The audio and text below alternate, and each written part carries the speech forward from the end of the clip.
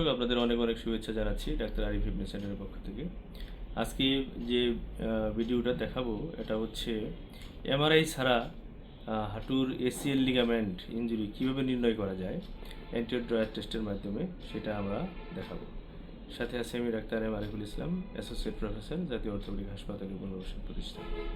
এখন দেখেন, আমরা প্রথমে ভালো হাঁটুটা দেখতেছি। প্রথমে আমরা হাঁটুটাকে ফিক্স করব। কীভাবে ফিক্স করবো? বসে এখানে ধরবো, ধরে এখানে আমরা দুইটা আঙুল রেখে চাপ টান দিব। দেখেন এদিকে আসতেছে না, আবার ওদিকেও যাচ্ছে না, বা খুবই সামান্য আসতেছে বা যাচ্ছে, খেয়াল করেন এই। আর এটা হলো অ্যাফেক্টেড পা, এটা খেয়াল করেন। যেটা আগে সুন্দর করে ধরলাম, ধরে ফিক্স করলাম, টান দিলে মনে হচ্ছে খুলে আসতেছে। এই যে মনে হচ্ছে নরম নরম নরম রাখেন, নরম মনে হচ্ছে খুলে আসতেছে, নরম রাখেন। এই যে মনে হচ্ছে একবারে খুলে আসতেছে।